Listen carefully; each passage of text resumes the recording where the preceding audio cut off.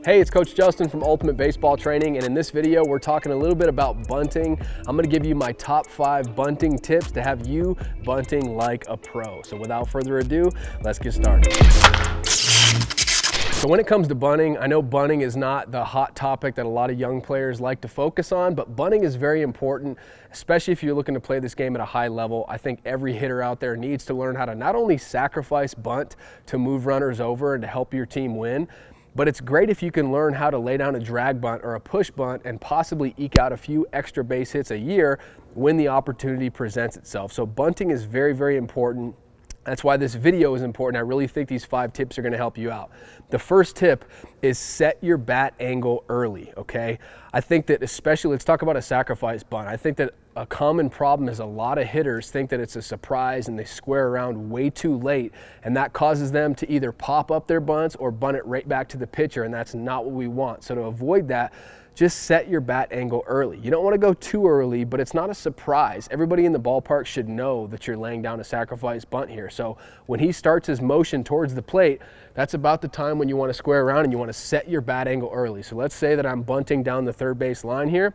The first way that I need to set my bat angle is I need to set my angle down the line, okay? So it's different depending on, am I going down the third base line or am I going down the first base line, okay? So let's say third base here, I need to set the angle of my bat to where, okay, my knob is in here like this and the end of my baseball bat is almost pointing towards the first baseman here. It can't be like this because this is gonna be, you know, a bunt that goes directly back to the pitcher. I need to get it close to the foul line here. It's better for it to be foul or fair just by a touch rather than, you know, back to the pitcher, because if it's foul, okay, that's one strike. I live to see, you know, another pitch, right? But if I bunt it back to the pitcher, that's bad news, all right? So the first thing I need to do is I need to set my bat angle early. So that's down the third base line. I set my bat angle there. And then obviously I just pinch with my fingers here. I don't want to be holding the bat like this because that could, you know, the ball could hit my fingers and break my fingers. So we're just pinching with our index finger and our thumb, pinching right here. So I've set my angle here.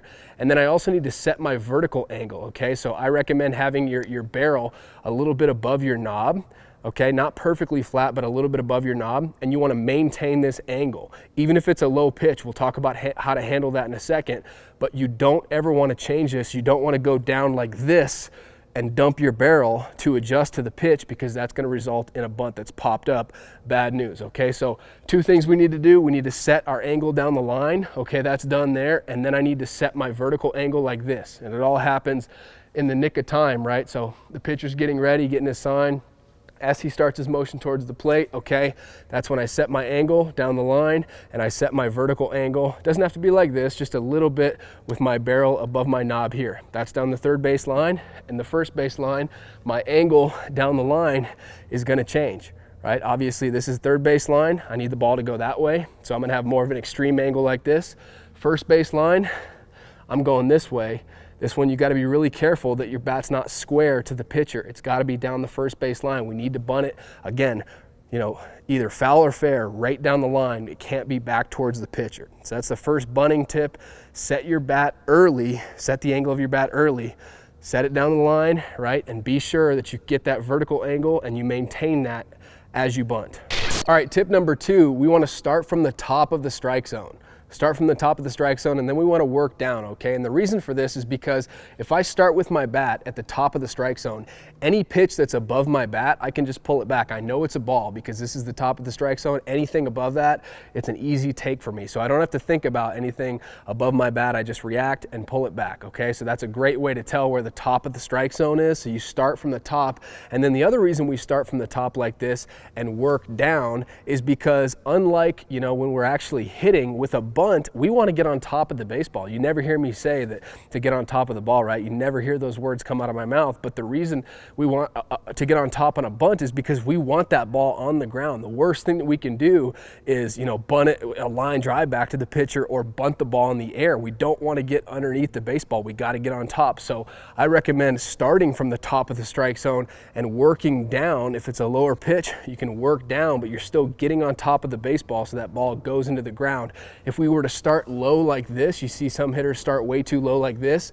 Well, then if the pitch is up here like this and it's still a strike and I have to go up here like this to get it, my bat's traveling up. Where's that ball going to go? It's going to go again in the air.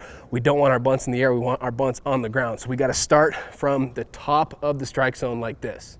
Tip number 3, bunt with your knees, okay? Bunt with your knees. So once your bat angle is set, let's say that I'm going down the third base line here, I set my bat angle set, I'm starting at the top of the strike zone. Now, obviously, if the pitch is a high strike at the top of the strike zone, I really don't have to move very much. But once I set my bat angle, no matter where the pitch location is, I'm not changing anything with my bat angle. It's set, and it's set in stone at this point in time, okay? You get into trouble when the pitch is coming and you start to change your angle.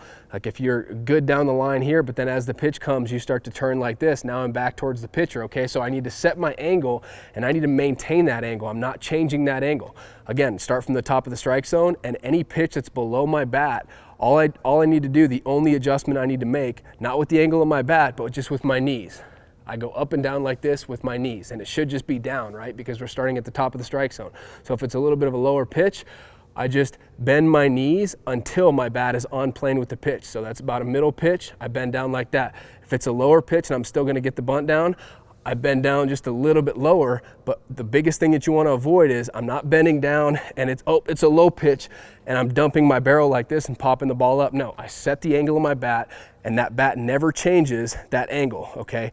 The only adjustment I make is I bunt with my knees, up and down with my knees, and that'll make bunting a heck of a lot easier for you. Tip number 4, catch, don't poke. And what I mean by catch, don't poke is you literally just want to catch the ball with your baseball bat. Okay, we're not poking or stabbing at the ball like this.